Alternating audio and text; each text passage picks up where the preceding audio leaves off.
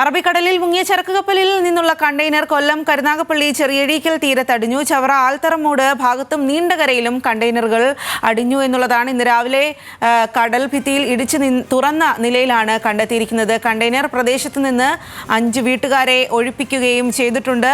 ഇന്ന് രാവിലെ ചെറിയഴീക്കലാണ് ആദ്യ കണ്ടെയ്നർ കണ്ടെത്തിയത്. അതിന് പിന്നാലെയാണ് ഇപ്പോൾ ചവറയിലും നീണ്ടകരയിലും എത്തിയിരിക്കുന്നത് എന്നുള്ളതാണ്. ആദ്യമായി ഇത്തരത്തിൽ കണ്ടെത്തുന്ന കണ്ടെയ്നറുകളെല്ലാം കൊല്ലം തീരത്താണ് അടിഞ്ഞിരിക്കുന്നത്. അപ്പോൾ കൊല്ലം ഭാഗത്തേക്കാണ് കണ്ടെയ്നറുകൾ കൂടുതലായി ഒഴുകി എത്തിയിരിക്കുന്നത് എന്നുള്ളതാണ്. ആദ്യം ചെറിയഴീക്കൽ, പിന്നീട് ഇപ്പോൾ ചവറ ആൽത്തറമൂട് ഭാഗത്തും നീണ്ടകരയിലുമാണ് കണ്ടെയ്നറുകൾ അടിഞ്ഞിരിക്കുന്നത്.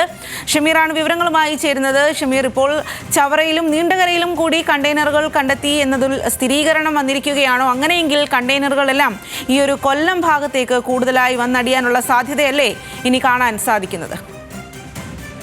തീർച്ചയായിട്ടും അത്തരം വിവരങ്ങളാണ് ഇപ്പോൾ പുറത്തു വന്നുകൊണ്ടിരിക്കുന്നത്. നീണ്ടകരയ്ക്ക് സമീപവും പരിമണത്തും ഒക്കെ തന്നെ കണ്ടെയ്നറുകൾ ഇപ്പോൾ ഒഴുകി എത്തിയിട്ടുള്ള വിവരം സ്ഥിരീകരിക്കുന്നുണ്ട്. അത് ജില്ലാ ഭരണകൂടം അത് സ്ഥിരീകരിക്കുന്നുണ്ട്. എന്തായാലും ഈ സ്ഥലത്തെ കടലിൽ ഇത് ഒഴുകി നടക്കുകയാണ്. തീരത്തേക്ക് അടിയുന്നതേ ഉള്ളൂ. ആ ഭാഗത്തേക്ക് നമ്മൾ ഇപ്പോൾ സഞ്ചരിച്ചുകൊണ്ടിരിക്കുകയാണ്. എന്തായാലും ഇപ്പോൾ നിലവിൽ അടിഞ്ഞ കണ്ടെയ്നറിനുള്ളിൽ ഒന്നും തന്നെയില്ല.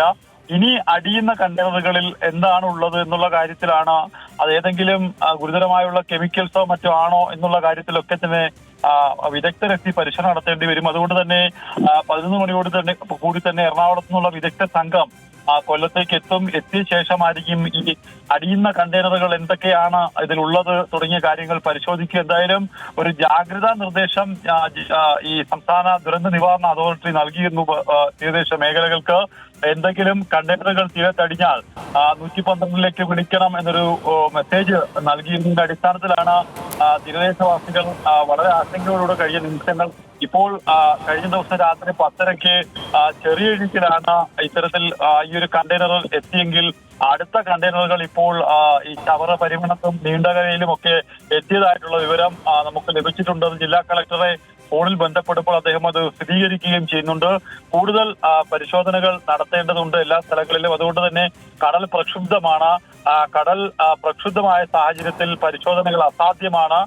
കാലാവസ്ഥ അനുകൂലമായാൽ ഈ അടിഞ്ഞ കണ്ടെയ്നറുകളിനുള്ളിൽ തന്നെ പരിശോധന നടത്താൻ കഴിയും എന്നാണ് നിലവിൽ അറിയിച്ചിട്ടുള്ളത്. ഏതാണ്ട് 60 മീറ്റർ ചുറ്റളവിൽ ആളുകളെ പ്രവേശിപ്പിക്കാതെയാണ് കണ്ടെയ്നറിന് പോലീസ് സുരക്ഷ ഏർപ്പെടുത്തിയിട്ടുള്ളത്. ഈ കണ്ടെയ്നറുകളിൽ എന്ത് തരം കെമിക്കൽസ് ആണ്, അല്ലെങ്കിൽ 13 കണ്ടെയ്നറുകളിനുള്ളിലാണ് ഈ കെമിക്കൽസുകൾ ഉണ്ടായിരുന്നത്. അതിൽ ഏതെങ്കിലും കണ്ടെയ്നറുകളാണോ ഇത്തരത്തിൽ ഈ കൊല്ലം ഭാഗത്തേക്ക് എത്തിയിരിക്കുന്നത് തുടങ്ങിയ വിവരങ്ങളൊക്കെ തന്നെ ഈ കപ്പൽ അധികൃതരാണ് വിശദീകരിക്കേണ്ടത് അല്ലെങ്കിൽ സ്ഥിരീകരിക്കേണ്ടത്. അതുകൊണ്ട് തന്നെ കപ്പൽ അധികൃതർ സഹായവും തേടും. എന്തായാലും നിലവിൽ ഇപ്പോൾ കൊല്ലത്ത് 2 കണ്ടെയ്നറുകളും കൂടി അടിഞ്ഞതായിട്ടുള്ള വിവരമാണ്. അത് ജില്ലാ ഭരണകൂടം സ്ഥിരീകരിച്ച വിവരമാണ് വരുന്നത്. അത് ചവറ നീണ്ടകര ഭാഗങ്ങളിലാണ് ആ കണ്ടെയ്നറുകൾ എത്തിയിരിക്കുന്നത്. എന്തായാലും ആ കണ്ടെയ്നറുകളുടെ സാഹചര്യം എന്താണെന്ന് ഉടൻ തന്നെ നമുക്ക് പ്രേക്ഷകരിലേക്ക് എത്തിക്കാൻ കഴിയും, ആ വിവരങ്ങൾ എത്തിക്കാൻ കഴിയും. സ്വാതി.